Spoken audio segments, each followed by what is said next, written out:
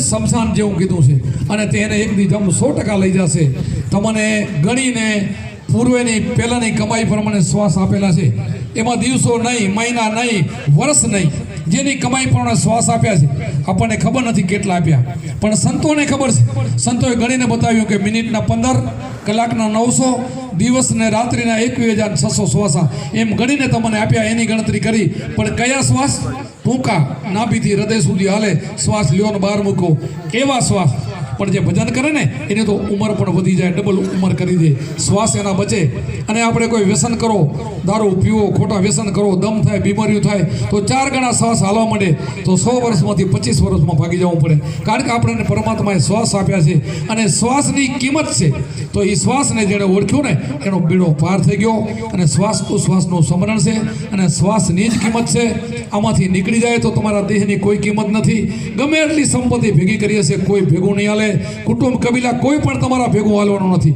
આના સિવાય એક નામ સમરણ કર્યું છે તો એ ભેગું હાલશે. અને ફરી ફરીને તમે આ સત્તા તમે વળી એનો સ્વીકાર કરી શકશો. રાજાના રાજા એટલે કહું છું કે બીજી વખત મનુષ્ય અવતાર લેવો હોય તો સંતનું શરણું ગ્રહી લેવાનું.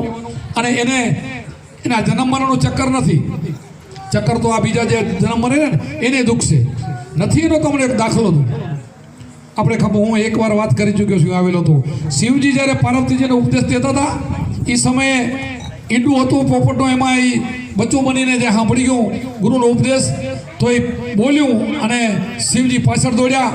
અને તમને ખબર હોય તો વ્યાસજીના પત્ની હું તો એના પેટમાં ઉતરી ગયું. 18 વર્ષ સુધી એના માના પેટમાં ગર્ભમાં રહ્યું અને એની માતાને દુઃખ નથી દીધું. આ ગુરુનું આ શબ્દની તાકાત. તો એ જન્મ મરણ નથી. જે ગુરુનો બાળકો થઈ ગયો ને એને જન્મ મરણ મટી ગયો, તમારે સમજી લ્યો. પણ ગુરુના વચનમાં આપણને ગુરુ જે 5-7 મુદ્દા આપે કે ભાઈ જુગાર ન રમાય, ચોરી ન કરાય, ચિનારી ન કરાય, હિંસા ન કરાય, આવી રીતે આપણને મુદ્દા આપ્યા હોય. આપણે ગુરુ કરીને કાલ પત્તા લઈને બધા રમતા હોય. હવે આ ગુરુનું વચન તમે ક્યાં રાખ્યું? આમાં ક્યાં તમને મુક્તિ મળે? ક્યાં તમે આપણે કંઈ પલમાં મુક્તિ? એમ કાંઈ વાતે થોડી મુક્તિ થાય છે. ગુરુના વચનમાં રહી તો મુક્તિ થાય.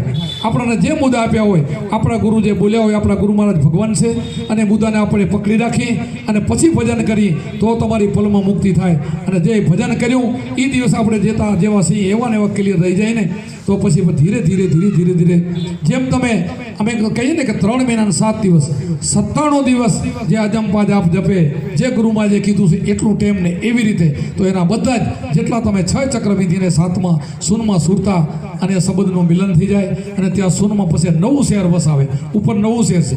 વસ્તા શહેર ઉજળ કરી દાર્યા, શૂનમાં શહેર વસાયા. વસ્તા એટલે રજોગુણ ને તમોગુણ, બ્રહ્મા વિષ્ણુ ને મહેશના આ 3 ગુણ છે ને એને બાદ કરી એનાથી પણ મોટો જે ધણી તમારી અંદર બેઠો છે, અહીંયા 9 ઘર વસાયું. પછી એની અંદર 7 શૂન્ય વિધિ જે અભય શૂન્ય, ત્યાં તમે પહોંચો ને તમે નિર્ભય બની જાઓ. ત્યાં ભય જ નથી. સુકમ નથી, મરવાનો ભય નથી. મરવું તો છે નહીં. મરવું કોને છે ભાઈ?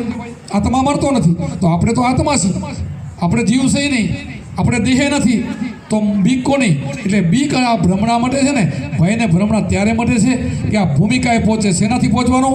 ગુરુ મહારાજે આપેલું ધ્યાનથી. પણ આપણે ધ્યાન કરીએ તો નહીં. આપણે ગુરુમાં જે કીધું ને એ સમય ઉપર ધ્યાન ટેકથી એનો સમય આપ્યો એટલો સમય ધ્યાન કરો ને તો ઘડીકમાં મુક્તિ થઈ જાય. બહુ સહેલું નથી. આ કળિયુગમાં તો ટૂંકું આયુષ્ય છે.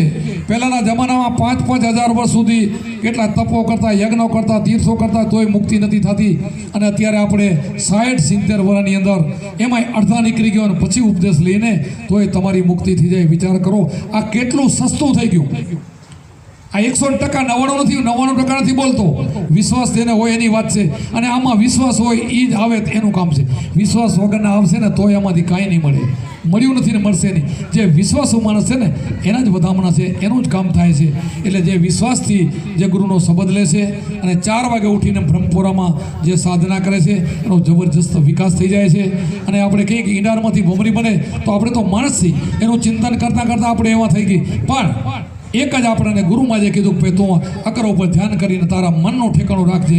ભજન કર ત્યાં સુધી મન બહાર ભટકવું ન જોઈએ. જો આપણે ગુરુની આજ્ઞા પાડી આપણું મન વશ કરી દઈએ અને મન સ્થિર થઈ જાય અને મનની ઘાટ કરવાની રચના બંધ થઈ જાય, સંકલ્પ વિકલ્પના ઘાટ બંધ થઈ જાય તો તમે ખુદ પરમાત્માનો અંશ જ છો. બીજું કાંઈ નથી. બહુ ગોતવા જવાની જરૂર નથી. છે જ કાંઈ ખોયું નથી. છે ને ગોતવામાં કેટલી વાર થાય? ન હોય તો આપણે ગોતવું પડે. છે એમાં તમારે જવું છે. જે નથી એને બાદ કરો, પછી છે એ વધે. નથી એને બધું ભૂલી જાઓ કે દેહ તમારો નથી. તમે દેહ નથી, કુટુંબ કમેલા તમારું નથી, માયા મિલકત તમારી નથી, અને ઠેઠ ભેરું હાલવાવાળું નથી. કોણ છે કે મારા ભેરો હાલવાવાળો આત્મા? તો હું પોતે ખુદ આત્મા છું. તમે સ્વયં એ જ પ્રકાશ છો, સ્વયં તમે આનંદ સ્વરૂપ છો. આ આનંદ સ્વરૂપના ઘરમાં તમે આવી જાઓ તો તમારો બેડો પાર. બહુ કંઈ નથી કરવાનું, બહુ કથળી મુથળી બહુ નથી કરવાની. આપણા સંતોએ કીધું કે જેને જાગ્રત અવસ્થા થઈ ગઈ, જે જાગી ગયા ને કથળીમાંથી છૂટી કરી કેના ગાવું ગીત, ખોરડવાળો માંથી ખોર્યો, આપું વ્યક્તિઓ ઉદ્વેદ, કે આપો તો મળી ગયો. જેને હું ગોતતો તો એ મને મળી ગયો.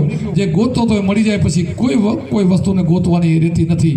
એટલે એના માટે જો આત્માને ઓળખ્યા વિના લક્ષ 84 નહીં મટે, ભ્રમણાને ભાગ્યા વિના ભવના ફેરા નહીં મટે. તો આપણે તો બધા ભ્રમણામાં જ છીએ. આપણી ભ્રમણા ક્યારે નહીં કરશે? વાતની વાતમાં ભ્રમણા આપણને કોઈક અવરે રસ્તે ચડાવી દે, આપણે હાલી નીકળ્યા. ગાડાનો પ્રવાહ જેવો, એક હાલ્યું એટલે બીજું હાલ્યું, એમ જગત બધું આવું 90% આમ કહેવામાં આવ્યું છે. એટલે આપણે બધાએ પ્રેમથી ગુરુના વચનમાં રહેવું અને શબ્દને આધીન રહેવું.